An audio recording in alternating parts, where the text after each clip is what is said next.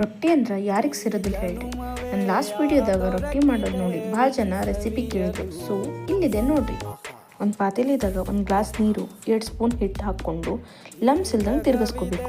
ಈ ಬ್ಯಾಟರ್ನ ಗ್ಯಾಸ್ ಮೇಲೆ ಇಟ್ಕೊಂಡು ಬಿಸಿ ಮಾಡಬೇಕು. ಇದಕ್ಕೆ ನಾವು ಕೊಟ್ರ ತಿರುವುದು ಅಂತೇವೆ.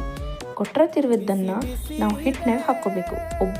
ನಾನು ಇಬ್ಬರಿಗೆ 3 ಚಮಚ ಹಿಟ್ಟು ತೊಗೋತೀನಿ. ಅದ್ರಾಗ ಜಿಗಟ್ಟಿಗೂ ಹಿಟ್ಟು ತೊಗೊಂಡಿದ್ದೆ. ಆ ಜಿಗಟ್ಟನ್ನು ಎಲ್ಲ ಇದಕ್ಕೆ ಹಾಕ್ಕೊಂಡು ಚೆಂದಂಗೆ ಮಿಕ್ಸ್ ಮಾಡ್ಕೋಬೇಕು. ಒಂದು ಲಮ್ಸ್ ಇರಬಾರ್ದು.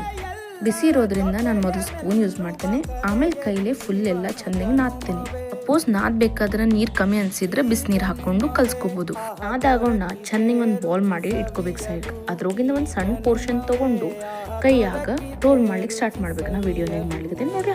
ಕೈಯಾಗ ಬಡಿಬೇಕಾದ್ರೆ ಇದನ್ನು ಲಕ್ಷ ಇಡಬೇಕಲ್ಲ, ಸೈಡಕ್ಕೆ ಕ್ರ್ಯಾಕ್ ಆಗಂಗಿಲ್ಲ. ಆಮೇಲೆ ಗ್ಯಾಸ್ ಕಟ್ಟಿ ಮೇಲೆ ಹಾಕಿ ವಿಡಿಯೋದಾಗ ತೋರಿಸಿದಂಗೆ ಗುಂಡು ಮಾಡ್ಕೋಬೇಕು. ಆಮೇಲೆ ಒಂದು ಕೈಲಿ ಬಡ್ಕೋತ ಸೈಡ್ದಿಂದ ಬಡ್ಕೋತ ಹೋಗ್ಬೇಕು. ನೋಡ್ಬೇಕಲ್ಲ, ಕ್ರ್ಯಾಕ್ಸ್ ಆಗಬಾರ್ದು. 2 ಕೈಲಿ ಬಡದ ರೊಟ್ಟಿನ ದೊಡ್ಡದಾಗೋಣ ಹಂಚ್ ಮೇಲೆ ಹಾಕಬೇಕು. ಗ್ಯಾಸ್ ಹೈ ಫ್ಲೇಮ್ ಮಾಡಿ ರೊಟ್ಟಿಗೆ ನೀರು ಹಚ್ಕೋಬೇಕು. ನೀರು ಹಚ್ಕೊಂಡು 5 ನಿಮಿಷ ಬಿಟ್ಟ ಮೇಲೆ ರೊಟ್ಟಿನ ತಿರುಗಿಸ್ಬೇಕು.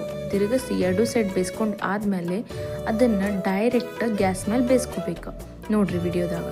ಆಮೇಲೆ ನಿಮ್ಮ ರೊಟ್ಟಿ ರೆಡಿ.